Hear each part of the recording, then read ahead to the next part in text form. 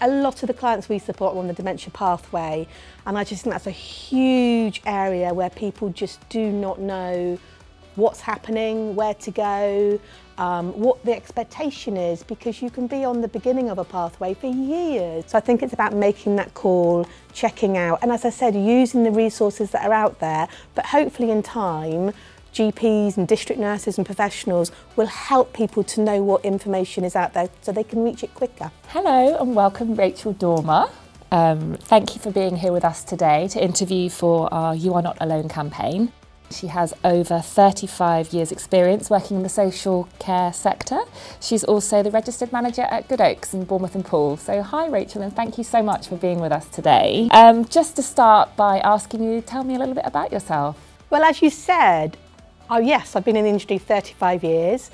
I started in the field of autism, where I worked for 15 years for a local charity, and then I moved to supported living with challenging behaviour, and then recently, obviously, into elderly care, which is new for me. Tell me what the common concerns or questions people have when you meet individuals or families for the first time. What are they struggling with?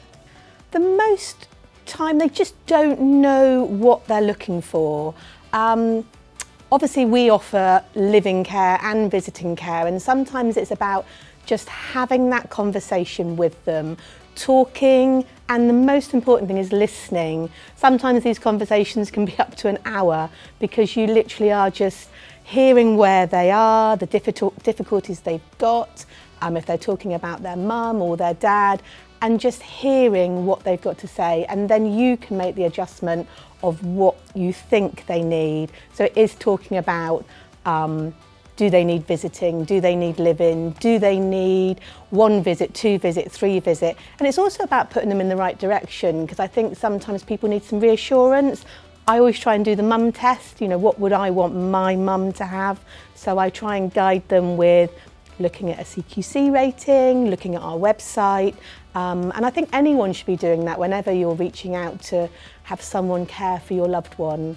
So try and just have that initial conversation and listen. That's my biggest thing that I sit and do in the office. Sometimes it is about putting everything down and just giving them that time, because they've reached out to you, and that's sometimes really difficult for families. So that's the most important thing I do. Is there any information or support out there that you think isn't as well known about as it should be? Goodness, yes. I mean, a lot of the clients we support are on the dementia pathway, and I just think that's a huge area where people just do not know what's happening, where to go, what the expectation is, because you can be on the beginning of a pathway for years, or your mum or dad could accrete along that pathway really, really quickly. So dementia, I think, is a real buzzword at the moment in social care, and it should be, and I think people just need to know where to go, because sometimes it's not the individual, it's the people that are living and supporting. So dementia, and also living care. I mean, when I came to Goodoaks, I knew nothing about that you could have a qualified professional carer come and live in your home and be there, 24 hours a day. And I just think people think that care homes are the only option, and they're not, and they're not sometimes the right option for your loved one. So I definitely think those 2 areas need to be advertised and expanded on. What advice would you have for someone organising or planning for care for a loved one for the first time?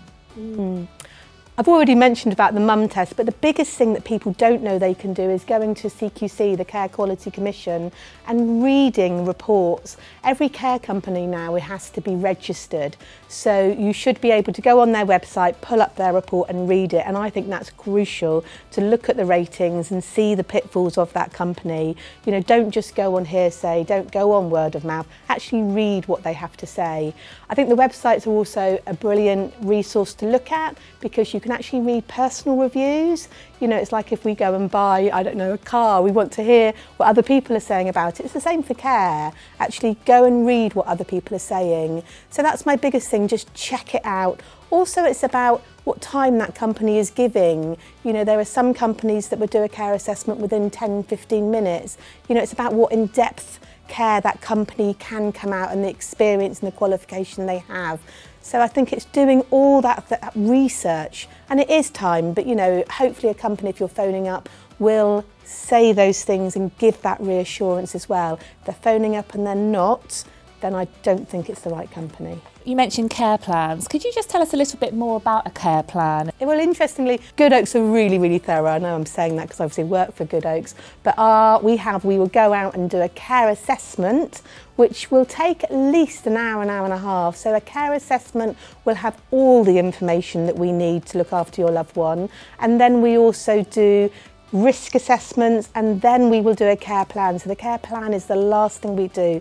The care plan is the step-by-step instructions down to when to feed the cat, how you want your duvet, where you want to be sitting at the end of a visit. It's all the details that we will put in. So our carer will go in and they have to follow, they have an app that they have to follow that care plan. So you know that when a carer is turning up, they are literally following a step-by-step guide of everything that your loved one wants. And that's really crucial because you're paying for that service and you want that visit to be right. So it's about getting all that information in place, and then you tweak it and refine it to the needs of the person you're supporting.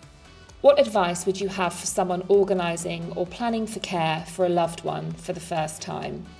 This is the most heartbreaking one when I have people phoning, and they're like me. They work and they're a mum and they've got kids, and then they have their mum or dad to care for, and you really feel for them. I think having the right information out there, so maybe they know where to go sooner rather than later. Maybe GPs and hospitals having more resources to point someone in that right direction, because that's usually where things happen. There's a trigger. Mum's had a fall, dad's had a fall, and then they don't know what to do. So I think information packs, resources, and professionals being able to guide and direct people. So it just makes their journey a little bit easier at that very start. When they're in crisis, a lot of people come to us and they're in crisis. So just having that information readily available. Just from your experience, your previous experience, are there any particular bits of equipment that you've seen that have really helped someone at home? I know I'm talking about dementia a lot, but there's some really whizzy equipment now.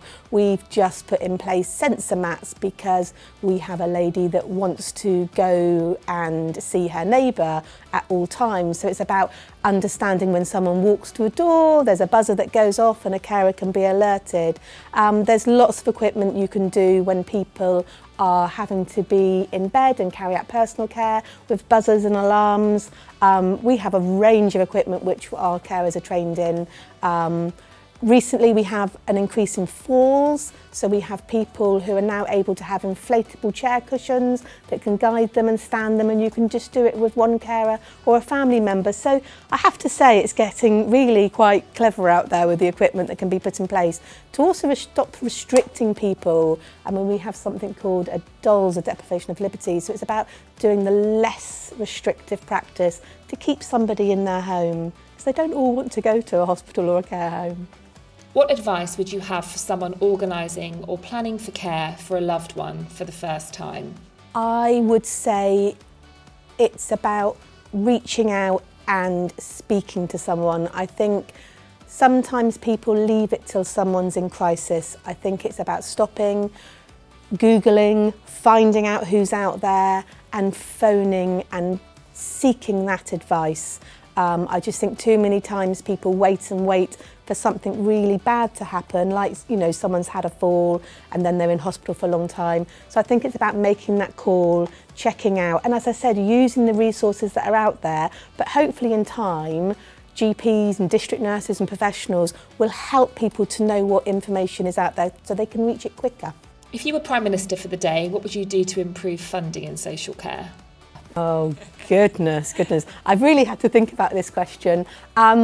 I would like the government to take account to all the people, the big CEOs and the big bosses who earn mega bucks, to have their salaries cut, and also for those kind of people and people in Parliament to spend a day in social care, to come and be a carer, to come and be, part of a hospital team or a discharge team, because they're there making these really important decisions and actually don't know how things are for a day in the life of a carer, that you could potentially see 7 or 8 people. So just having that grounding and that understanding. I also think, and the second thing, I know there's two, I'm going to say two things, there needs to be more funding into dementia, and there's been some amazing documentaries on the television recently, and I just think it's not being put out there. You know, we talk about cancer, we talk about other diagnoses which are extremely important, but there's not enough being said about dementia and Alzheimer's, and I just really wish there would be some bigger funding that could be put to those areas. If you're looking for care options for your loved one and you feel in crisis, just remember you're not alone.